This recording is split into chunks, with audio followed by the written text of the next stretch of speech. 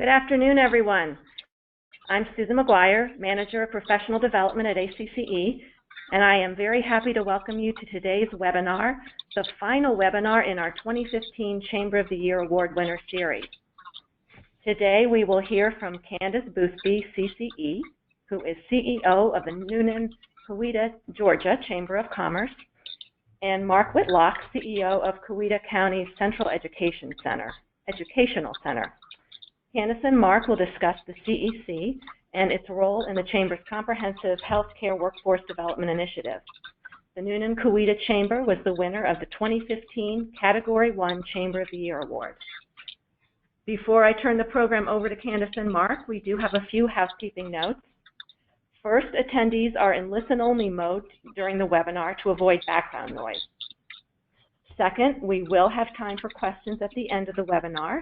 So if you have any questions, please ask them using the question function of the webinar. The question box is on the lower right-hand corner of your screen. Just type in your question and I will read the question to our panelists. If we run out of time and don't get to your question, or if you have a question that you would prefer to discuss with Candace and Mark individually offline, please feel free to contact them directly. Their contact information will be included on the last slide of their presentation. And we here at ACC can also get in touch with you afterwards after the webinar if you have a question for us. And third, this webinar is being recorded, and it should be up on the ACC website on the ACC University online webpage within the next 1 to 2 business days. I will also post the presentation slides along with the webinar recording. So with that, I would like to introduce our speakers today. Candace Boothby is the President and CEO of the Newnan-Coweta Chamber, a position she has held for the last 12 years. The Chamber has over 1,000 members and is the primary advocacy organization for businesses large and small in Coweta County. Candace is known for her high energy and innovative approach to organization management, traits which assisted her in developing such chamber programs as Vision 2020, Entrepreneurs Thrive in Coweta, Network from Sunup to Sundown, Discovery Coweta, and the multi-year Prosperity's Front Door Community Marketing and Branding Program, among others. Candace's ongoing commitment to excellence resulted in the Chamber receiving a 5-star accreditation from the U.S. Chamber in 2013 and ACCE's Chamber of the Year Award in 2015, the first chamber in Georgia to receive the Chamber of the Year designation. Professionally, Candace received her accreditation in Public Relations, her APR, in 2002, graduated from the Institute of Organization Management in 2005, received her Georgia Certified Chamber Executive recognition in 2007, and the Certified Chamber Executive, or CCE designation, the highest professional credential in the chamber profession, in 2013. Candace has served on many community and professional boards throughout her career, including chair of the Georgia Association of Chambers of Commerce in 2013 to 2014. And she's currently serving on the ACC Board of Directors. Mark Whitlock is the CEO of the Central Educational Center, or CCE. The CCE is Georgia's model charter college and career academy, and it was developed by local chamber leaders, the Coweta County School System, and West Georgia Technical College. It was designated as one of the 30 replicable model high school reform programs in the United States by the International Center for Leadership in Education, and has been replicated 37 times across Georgia in the Georgia College and Career Academy Initiative. Mark is also the Director of Public Policy for the Coweta County School System. He's a current member and a former chair of the Newnan-Coweta Chamber Board and a member of the West Georgia Technical College Foundation Board. He was a founding board member of the Coweta Samaritan Clinic and chairs the state's Charter Advisory Committee. So welcome, Candace and Mark, and thank you very much for being with us today. I will now pass the baton over to you all for your presentation. Thank you, Susan. We are so delighted to be here, and I'd like to welcome everybody. It's an honor and a privilege to be able to spend this hour together.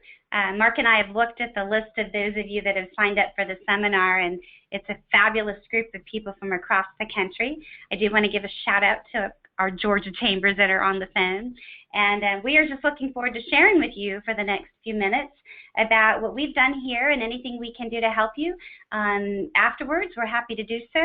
And so we're just going to tell you our story. So as we get started, I'm just going to start with a little bit about who our chamber is. You've heard a little from Susan describing some of our accomplishments. And of course, as you all know, that doesn't happen in isolation, and it happens with a team. But our chamber mission is to champion increased economic prosperity for our members. And we redefined our mission about 10, 11 years ago. And from that, we've used that mission statement as a litmus test for everything we do.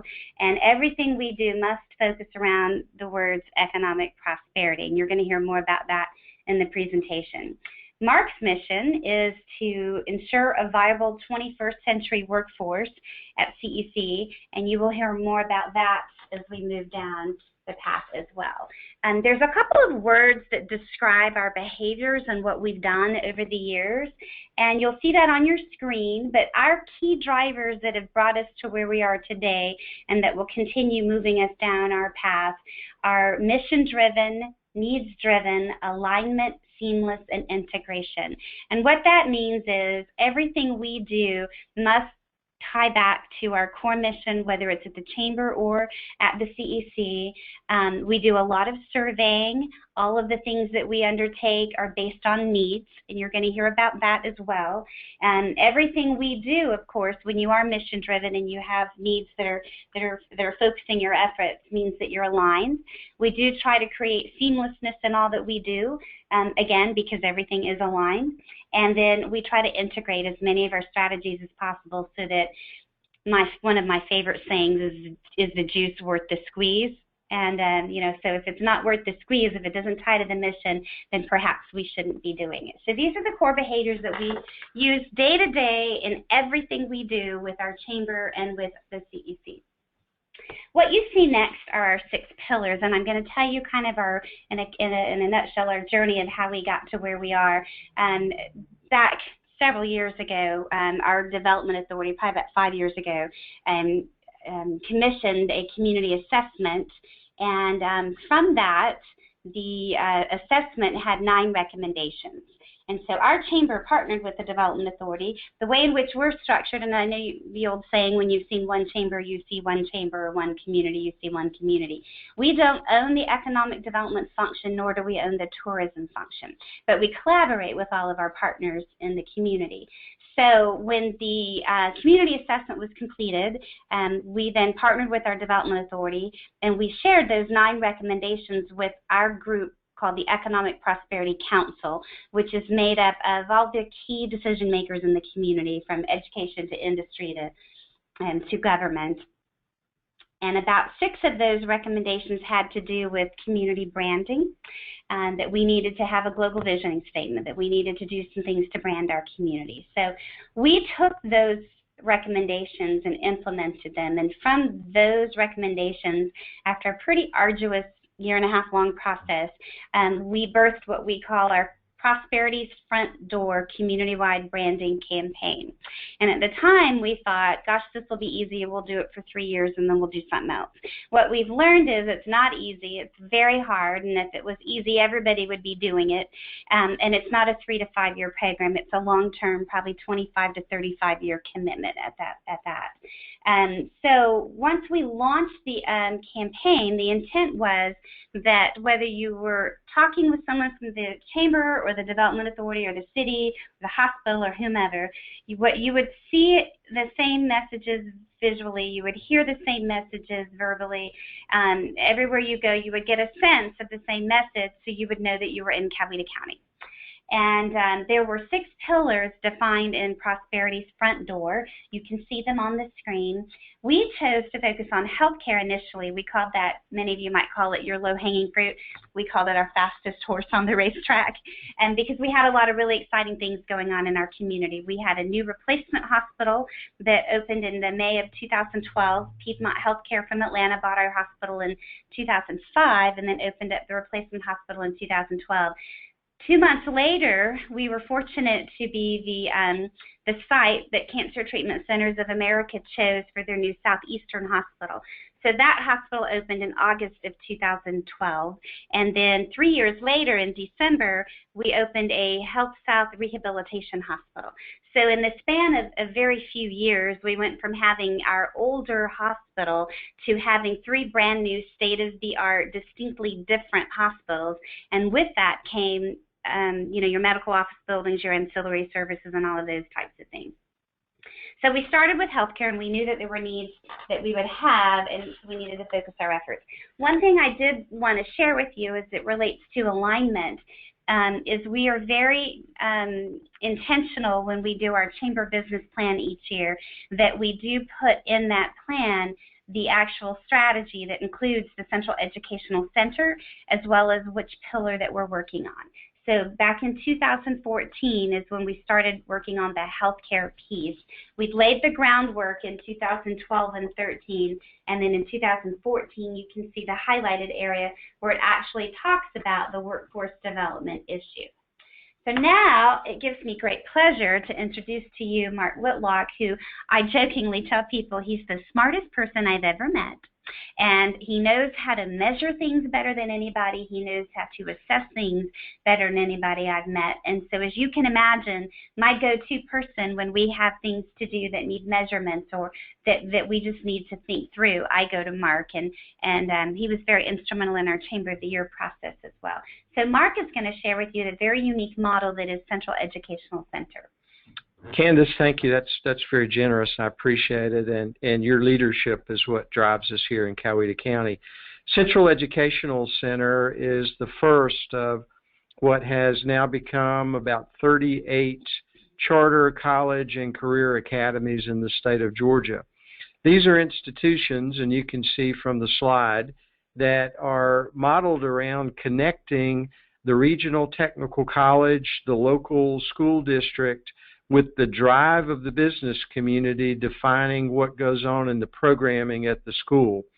So CEC is merely an intersection. It's a joint venture that connects local business, the school system, and our West Georgia Technical College in that common workforce mission that aligns with the Chamber. The Chamber was the birthplace for Central Educational Center. It was Chamber executives, Chamber business leaders who approached the school system to say, our business environment is changing, you've got a good school system, but things are moving more rapidly in business. We have to create a new person by the age of 18. That person must be more highly skilled technically. They must have incredible soft skills.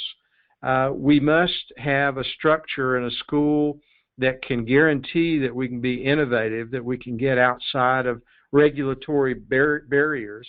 We need to incorporate college programming into this. We need to recognize that young people today, virtually all of them, will need some type of post-secondary education. That doesn't mean a 4-year degree, but it means something beyond general high school. It might be an apprenticeship, it might be military training, it might be a college certificate, a college diploma, or an associate degree. But virtually everyone needs that kind of support, that kind of training beyond the high school level. The kicker was the business community said, we've got to have all that done by the age of 18. We can no longer wait for the U.S. average age of a community college or technical college enrollee. That's 27. We can't wait for age 27. We've got to speed up this process. The Chamber was at the front of the pack, leading business to define what programming would exist at CEC. And so we use, as the Chamber does, that focus on needs assessment. What is it that the community needs us to provide in programming? Candace, we can move on to that next slide that shows the CEC model. The model, again, the drive of the business community is the top of the pyramid. CEC is that intersection that helps connect technical college, in our case. In Georgia, technical college also yields associate degrees, so it acts much like community and technical college in other states. It links the technical college and the local school district in daily programming.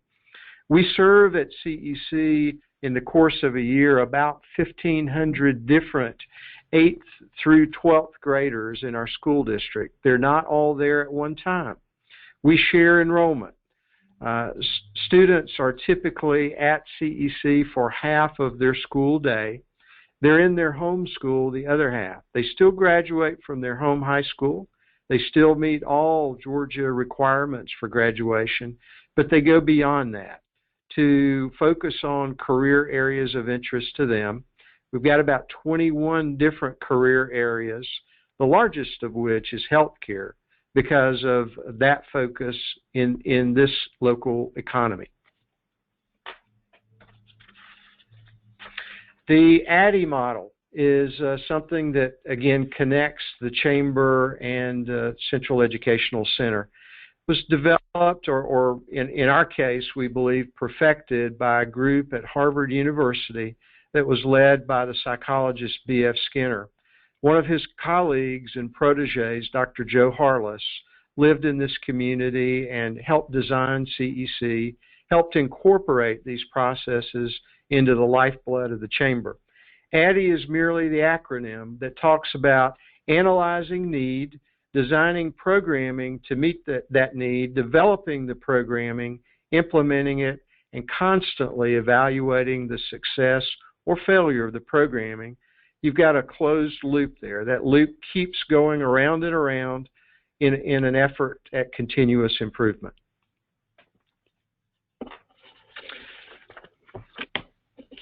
So we gave you all of this information so you could understand the value of what CEC represents and what it brings.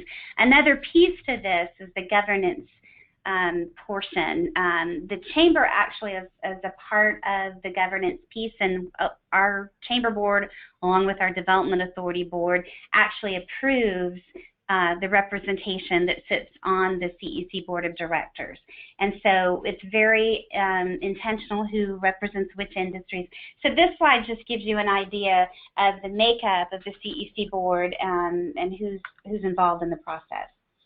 So as we completed the Prosperity Front Door launch of the community-wide branding campaign and decided that we would focus on the pillar of healthcare, we started with the needs assessment. We started looking at, we've got these new hospitals, we've got these new services that are moving in, had a lot of community conversation over what do we want to be. We knew that we wanted to be able to market ourselves as a healthcare destination.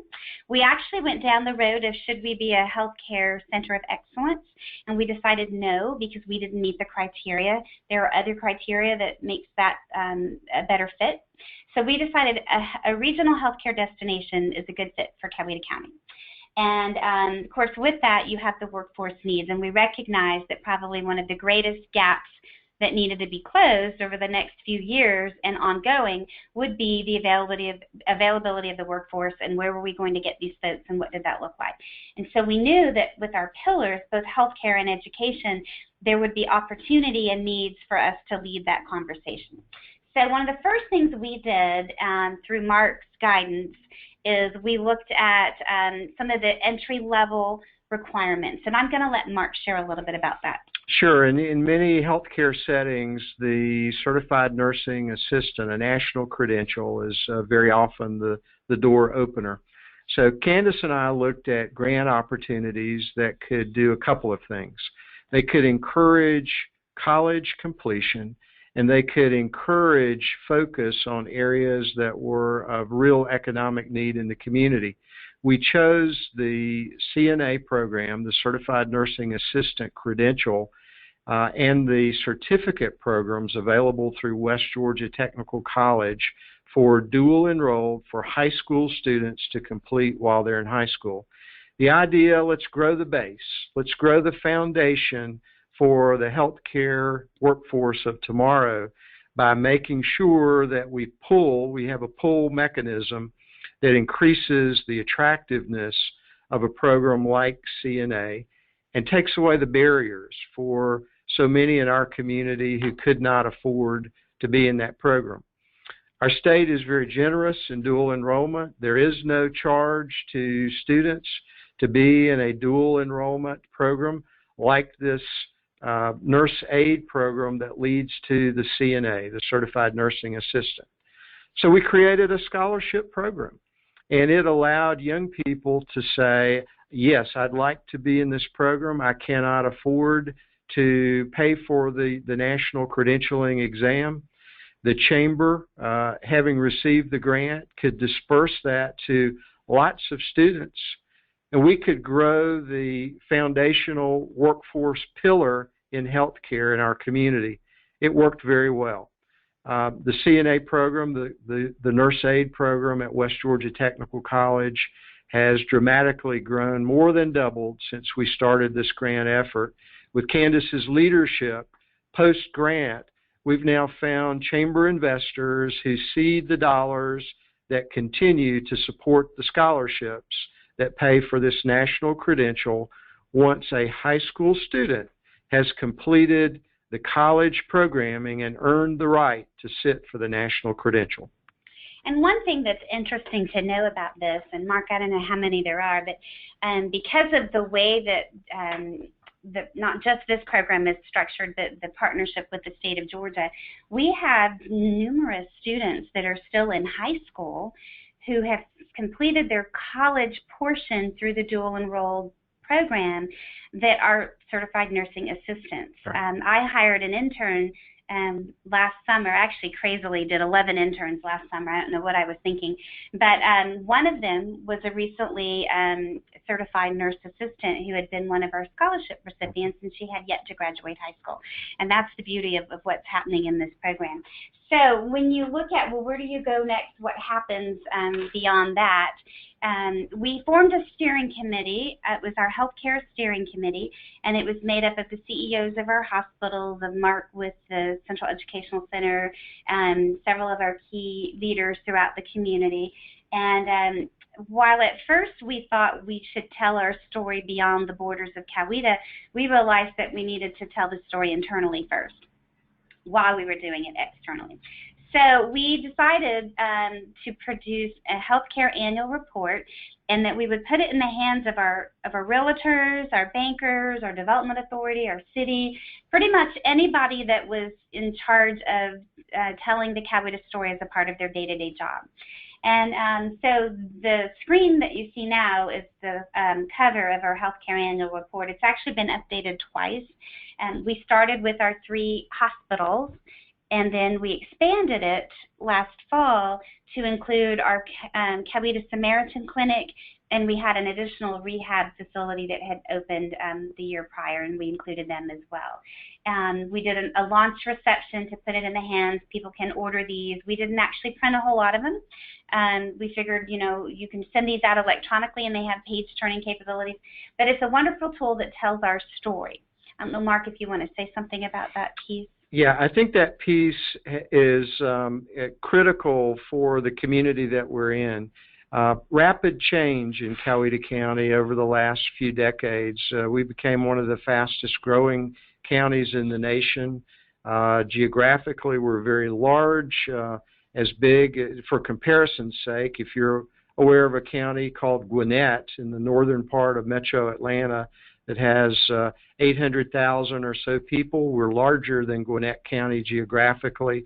We have about 150,000 people, and that population has tripled in the last 2.5 decades. So we've grown rapidly. The community that provided health care 25 years ago is not the community that provides health care today. The health care community today attracts patients from literally across the nation with hospitals like CTCA. We are one of just 5 of their national locations. Among others, they have an R&D component that operates out of Europe and brings cutting-edge technology to this community. We would not have seen that 25 years ago. It's important for us to make that kind of information available and in the hands of people who are attracting folks to this community. The Chamber is the owner of the assets in this community. The Chamber is responsible for developing the assets that the legislatively authorized development authority literally sells to companies and to industries that want to grow jobs here. And for those of you that don't own the economic development function in your chamber, that's a wonderful way in which to describe the relationship between a Chamber of Commerce and a development authority. The Chamber builds the programs, creates the assets, develops the product that in turn the development authority sells. So we have this healthcare annual report, and we will be using this template when we embark upon our next pillar, which is the will be the education piece.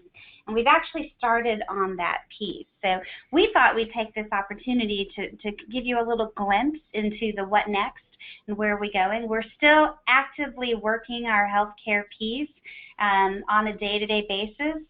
We're still looking for things we can do to get this into more people's hands, to create the awareness, to do more collaboration at the local level, just to continue to close the gaps, always looking at the needs.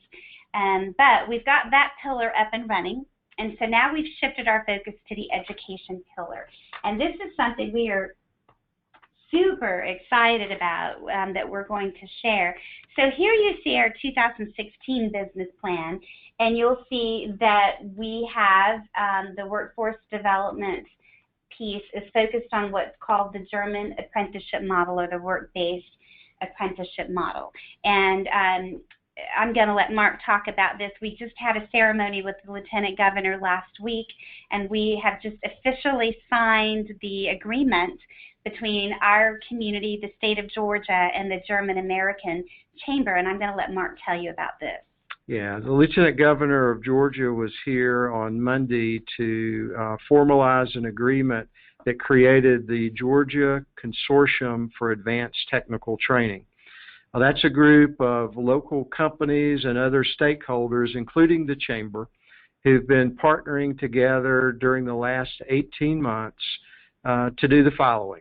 We've brought on board the German American Chamber of Commerce, and we've used that group, which is legally responsible, the German Chamber as a whole, to manage German apprenticeship programs around the world.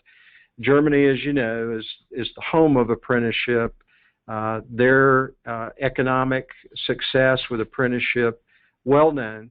So what we've done is we've gotten German curriculum for a program in industrial mechanics. The two drivers for higher wages in this community have been growth in healthcare jobs and growth in manufacturing jobs. The manufacturers agreed that we ought to start with industrial mechanics. We went to Germany, got the curriculum. Our technical college system and West Georgia Tech have shaped that into college certificates, a college diploma, and an associate degree, so that a student in Coweta County who chooses to do so can start in the 10th grade at age 15. They can be part of a program that involves spending half their time over the 3 years, half their time in technical college programming, half their time training with a manufacturer, not producing, but following the formal German curriculum that teaches industrial mechanics. We've got, in this consortium of companies that have started the program, we've got German companies, Japanese companies, American companies, and we are excited that the German Chamber announced on Monday that this is the first time that an effort like this that includes high school age students has grown up in the United States. We're very pleased with that. That speaks to the Chamber's role in continuing to drive education toward what's needed by our business community. What's interesting about this is it would not have been possible but for some new legislation that was passed a year ago, and Mark and a number of our leaders in the community were involved with that. Called Senate Bill number 2, but it actually removed many of the barriers that prohibited students from being in the workforce earlier and more frequently than what they currently were. And Mark, why don't you talk a little bit about that piece? Sure. Just briefly, Senate Bill 2 changed the way that a student graduates from high school. Today in Georgia, a student in high school primarily takes high school courses and can take dual enrollment courses, college courses, while they're in high school. Under Senate Bill 2, the student to graduate from high school takes a minimal number of high school courses and a lot of college, particularly technical college courses. So it's heavy on the college side of the curriculum, and that's how a student can change the way they graduate today in Georgia. So I think at this point, maybe we'll just make it available for Q&A and see what questions you guys might have, and hopefully we can answer them. All right. Well, thank you so much, Candace and Mark. And we do have some time for questions now. If you have questions, just type them in the question box, and I will see them, and I will read the questions to Candace and Mark. And while we're waiting, I'll just let you know, just another reminder that the webinar is being recorded. It will be posted on our ACC University Online page. You can get to that by clicking on professional development on our website, www.acce.org, hovering over ACC University Online, and then click on A to Z webinars. And you can listen to this webinar and any of the many recent other webinars that we have recorded and posted there. And Candace and Mark are also going to send me their presentation slides so you can download those as well. So let's see, no questions. Oops, okay, we have a question. Can you talk a little more about the inception of the CEC, working with the school system, capital funding, and so on? Sure. The Central Educational Center opened its doors in August of 2000 after about 2.5 years of planning. The planning process first brought stakeholders to the table. Those stakeholders were the chamber and business leaders in the chamber, the Coweta County school system, West Georgia Technical College, various units of local government. That group worked first to ask chamber members in a needs assessment format, what is it that we need to teach? What are the skills? What are the occupations for which we need education and training at younger ages? Once the needs assessment data was gathered, that committee began work to design the programming, how it would work in a high school student's day. The group developed the programming to include the support of the local Coweta County Board of Education to identify a middle school site that could be used 60,000 square feet to begin the CEC, with the Chamber's help to acquire a $7 million grant from the state of Georgia that allowed us to double the size of the facility. With that level of development, we were able to implement the program, open the doors in August of 2000, welcome students from 3 public high schools who travel to CEC via bus or their own means of transportation in order to spend typically at least half their day focused primarily on career programming. Certainly part of the programming includes the notion that today academics and career education must be integrated. So a full slate of academics is offered at CEC, as well as the unique career programming that's not offered in the other high schools.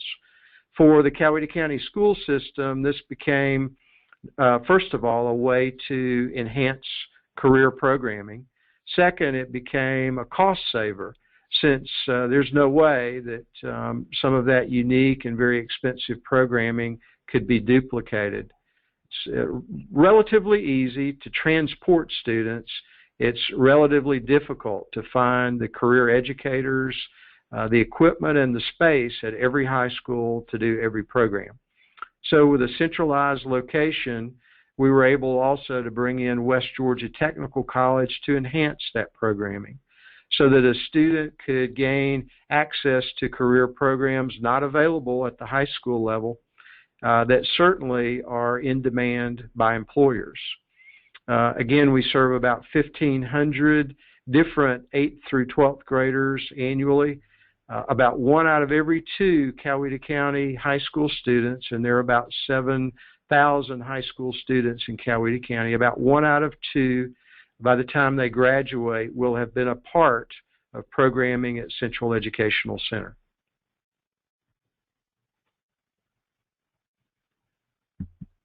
Okay. Well, I don't have any other questions right now.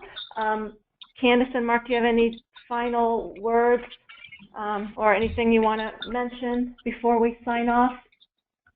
No, other than the fact, we've got our contact information on the screen. If anybody has any questions, please feel free to call us. We're happy to help and in any way we can. And I did want to put a pitch in for 2 things: Certified Chamber Executive status and Chamber of the Year. I know a lot of people look at it and wonder when they would be ready, and there's never a perfect time. I would just encourage you to try and be a part of the process, and know that there are others out there that will certainly mentor you and help you, and want to see as many people participate in those programs as possible. Yes, thank you so much, Candace, and I will second that. If anyone is interested in particular in the CCE program, please don't hesitate to contact me, and I will give you more information and walk you through the process. And there are many others who will assist as well. So our next ACCE webinar, just to let you all know, will be on Thursday, June 9th at 2 p.m. East Coast time, and our own Senior Vice President, ACCE Senior Vice President Chris Mead, will share the results of his recent research into successful revenue programs of chambers across the country. Chris interviewed, in his latest research, over 150 chambers to get the scoop on what works and what hasn't, and how creative, out-of-the-box thinking can lead to programs that make money for chambers and also provide valuable products, services, and connections for chamber members. So that will happen on Thursday, June 9th at 2 p.m.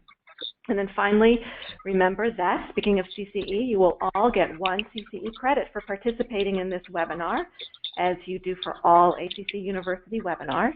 And those credits are recorded, and you can check your ACCE account to see how many you've accrued. So thank you again so much, Candace and Mark, for that wonderful presentation. And thank you to everyone for participating in our webinar. Again, contact Candace or Mark if you have any follow-up questions, or feel free to contact me here at ACCE as well if there's anything that we can help you with. All right, well, thank you again, and have a great afternoon, everyone. Bye-bye.